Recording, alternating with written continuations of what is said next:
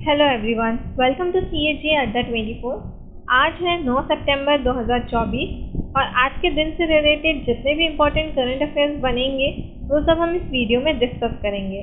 जानेंगे कौन बने भारत के नए वित्त सचिव या कौन सा देश रहा प्लास्टिक प्रदूषण सूची में शीर्ष पर। इस तरह के कई इम्पोर्टेंट सवाल जो भी हमारे परीक्षा के हिसाब से ज़रूरी है उसे हम इस वीडियो में डिस्कस करेंगे। तो चलिए शुरुआत करते हैं आज के हमारे सेशन की।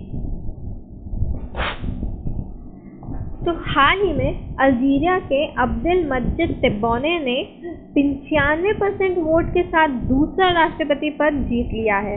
मतलब इससे पहले भी ये राष्ट्रपति थे, इन्होंने फिर से ये पद को जीत लिया है। अल्जीरिया का निर्वाचन प्राधिकारी कौन है? एनी बोलते हैं इसको, ANIE। अल्जीरिया की राजधानी है अल्जियर्स। यहाँ के प्रधानमंत्री हैं नादिर लारबोई। अल्जीरिया की आधिकारिक भाषा है अरबी, बर्बर, तामाज़ाइट। अल्जीरिया की मुद्रा है अल्जीरियाई दिनार। यहाँ की जनसंख्या लगभग 45 मिलियन है। कितनी कम है यहाँ की जनसंख्या, देखिए। आगे चलते हैं कुछ समसामयिक मुद्दे अल्जीरिया के बारे में। तो उच्च बेरोजगारी दर में विशेषकर युवाओं में ये आगे है। राजनीतिक और मीडिया की स्वतंत्रता यहाँ पर प्रतिबंधित है। आर्थिक चुनौतियों के बीच जीवन स्तर में सुधार और रोजगार सृजन का यहाँ संकल्प है। नेक्स्ट न्यूज़ पर चलते हैं। हाल ही में वरिष्ठ अधिकारी IAS अधिकारी तुहिन कांता पांडे को नए वित्त सचिव के रूप में नियुक्त किया गया। इससे पहले TV सोमनाथन हमारे वित्त सचिव थे, अब उन्हें कैबिनेट सचिव बना दिया गया है। तो अब उनकी जगह ले ली है तुहिन कांता पांडे जी ने। इससे पहले पांडे जी जो थे वो DIPAM के सचिव थे। DIPAM क्या होता है? Department of investment and public asset management. एक बार क्विक रिवीजन कर लेते हैं जितने भी अपॉइंटमेंट्स हैं उसके बारे में। अपॉइंटमेंट्स या मतलब इससे रिलेटेड जो भी टॉपिक है। तो शरद कमल को ITF फाउंडेशन का राजदूत नियुक्त किया गया। नीरज चोपड़ा और आयुष्मान खुराना को फिक्की यूथ आइकन नामित किया गया। नेपा लिमिटेड के CMD के रूप में अरविंद बधेरा को नामित किया गया। दलजीत सिंह चौधरी को BSF का DG नियुक्त किया गया। RS भाटी को CIF का DG नियुक्त किया गया। श्रीराम कैपिटल प्राइवेट लिमिटेड में सुभाश्री को अपना MD और CEO नियुक्त किया गया। D श्रीनिवासन को नया NSG महानिदेशक नियुक्त किया गया।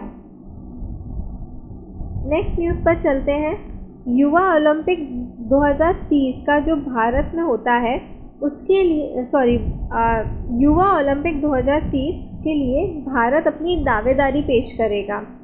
ये किसने कहा है? ये कहा है हमारे केंद्रीय खेल मंत्री मनसुख मंडाविया जी ने।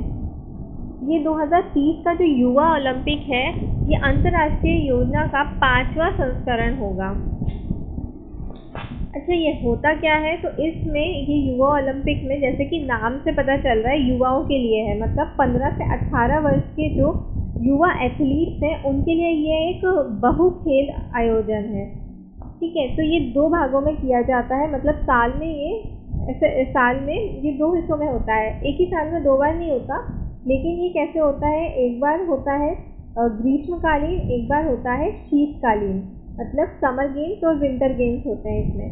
तो इस साल जो है इस साल नंबर है हमारा शीतकालीन का, जो कि कहाँ होगा? गैंगवॉन दक्षिण कोरिया में किया जाएगा।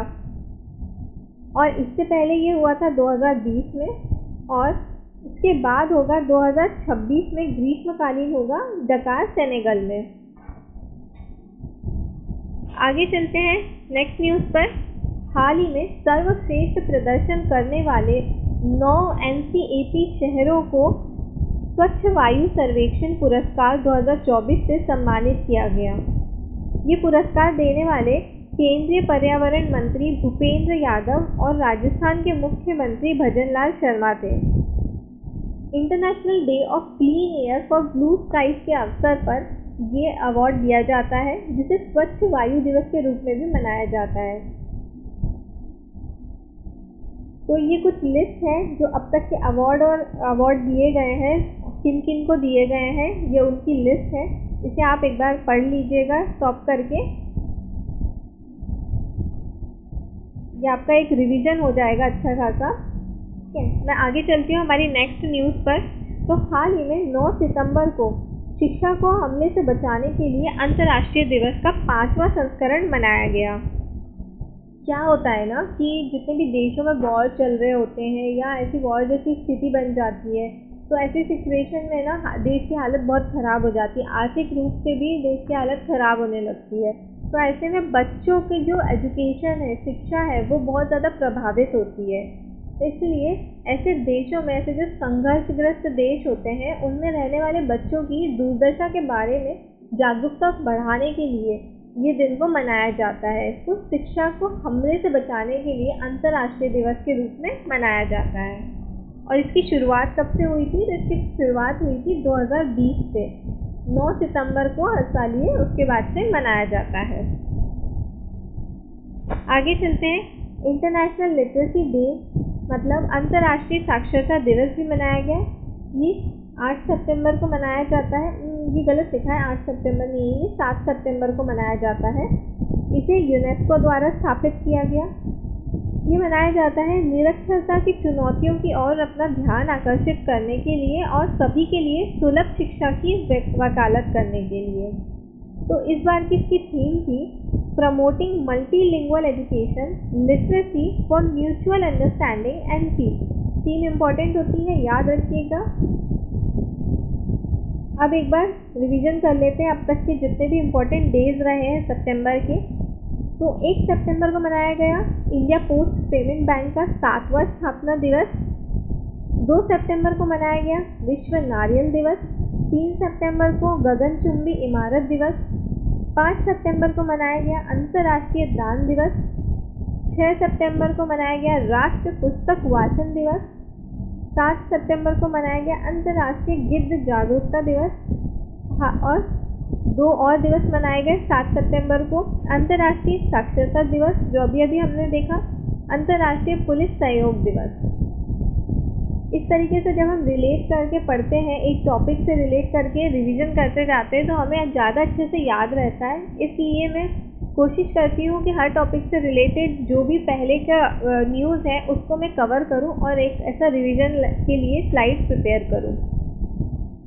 अगर आपको मेरे ये एफर्ट अच्छे लग रहे हैं तो प्लीज़ एक लाइक तो ज़रूर बनता है इस वीडियो के लिए, तो इसे लाइक भी कीजिए और दूसरों तक भी शेयर करिए ताकि वो भी इससे कुछ सीख सकें।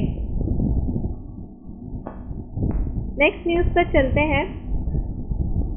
हाल ही में हमारे केंद्रीय नागरिक उड्डयन मंत्री राम मोहन नायडू ने अभी विशाखापट्टनम से पटना समेत 9 एयरपोर्ट पर एक डीजी यात्रा सेवा की शुरुआत करी है। ये क्या है? ये डीजी यात्रा एक ऐप है। इसके तहत क्या होगा कि जो लोग एयरपोर्ट में एंट्री के टाइम वो अपनी चेकिंग वगैरह करवाते हैं, तो चेकिंग में जो टाइम लगता है उसमें टिकट चेक करवाना और जो भी चीज़ें डॉक्यूमेंट चेक करवाने पड़ते हैं, तो इस ऐप में एक स्कैनर होगा, फेस स्कैन करेगा वो, आपकी डिटेल्स आपको उसमें मतलब टिकट की जो डिटेल्स होंगी, जो भी इम्पोर्टेंट डिटेल्स होंगी वो उसमें फिट करनी होगी। तो उससे क्या हो जाएगा कि आपका जो एंट्री का टाइम है वो बहुत बच जाएगा। ये बोल रहे हैं, ये दावा कर रहे हैं कि ये 5 सेकेंड ही लगेगा अब एंट्री करने में। तो ये कितने 9 हवाई अड्डों पर इस सुविधा को लागू किया गया है।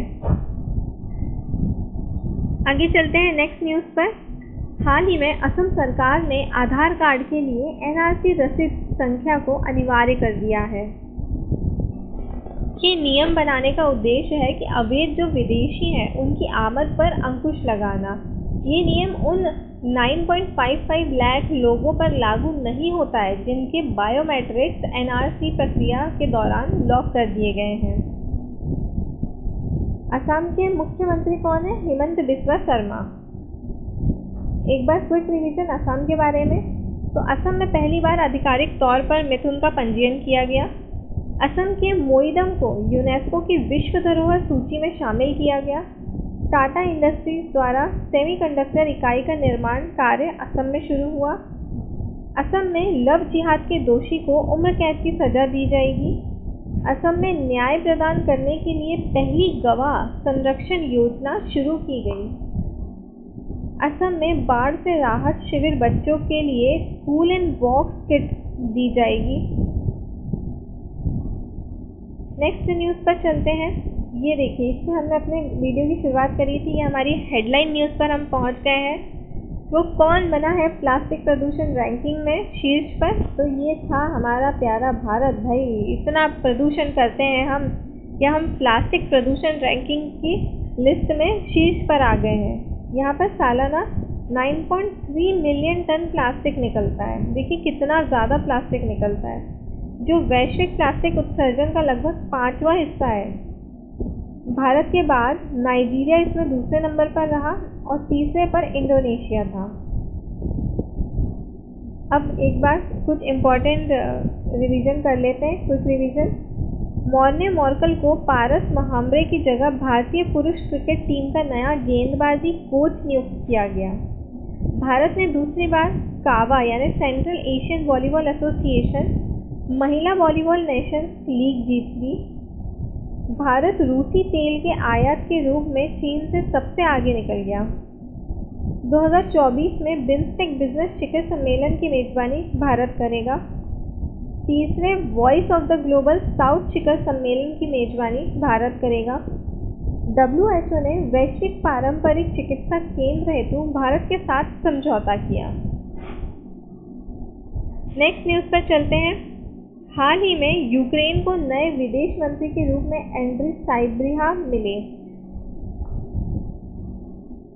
अब यूक्रेन से इम्पोर्टेंट कुछ एक बार क्विक रिवीजन। क्रिप्टो करेंसी रखने के मामले में यूक्रेन शीर्ष पर रहा। यूक्रेन के राष्ट्रपति को जॉन एफ कैनेडी पुरस्कार से सम्मानित किया गया। भारत ने रूस यूक्रेन के बीच जंग को रोकने और शांति की अपील की थी। पीएम मोदी ने इस यात्रा के दौरान यूक्रेन के राष्ट्रपति को विश्व क्यूब गिफ्ट किया था। भारत और यूक्रेन में कृषि, चिकित्सा और सांस्कृतिक सहयोग के क्षेत्र में समझौतों पर हस्ताक्षर किए गए। नेक्स्ट न्यूज़ पर चलते हैं।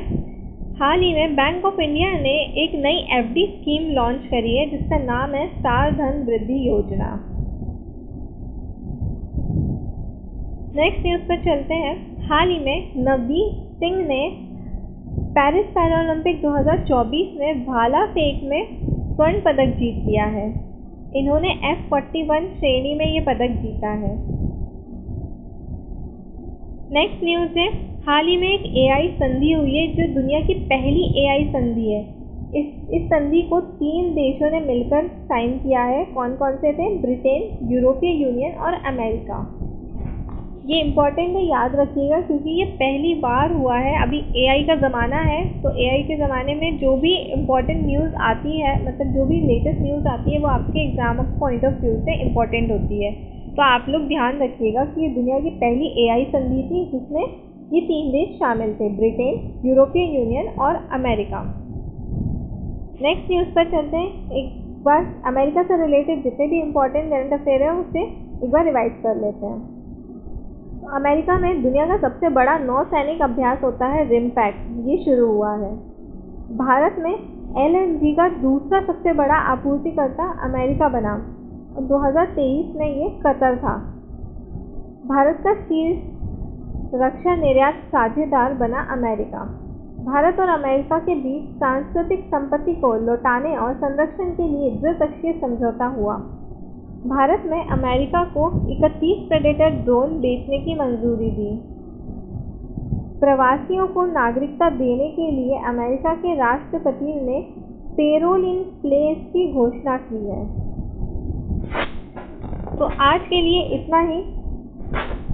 इस वीडियो की PDF आप डिस्क्रिप्शन से डाउनलोड कर सकते हैं और अगर आपको वीडियो अच्छा लगा हो तो लाइक ज़रूर कीजिएगा और सब्सक्राइब कीजिए ताकि आपको जब भी मैं कोई नया वीडियो अपलोड करूं तो उसका नोटिफिकेशन आपको मिल जाए। इस हफ्ते के एंड में यानी संडे को मैं एक वीडियो अपलोड करूंगी और ऐसा अब मैं हर संडे करूंगी जिसमें मैं MCQ लेकर आऊंगी। 50 ऐसे MCQ लेकर आऊंगी जो आपको हफ्ते भर का रिवीजन करने में हेल्प करेगा और आपकी जो प्रिपरेशन है वो आप चेक कर सकते हैं कि आपको कितना याद है। इससे आपका रिवीजन भी होता रहेगा, आपको याद भी रहेगा और आप अपना कहाँ आप स्टैंड करते हो अपनी प्रिपरेशन में, आप वो चेक कर सकोगे। मिलते हैं अब हम नेक्स्ट वीडियो में।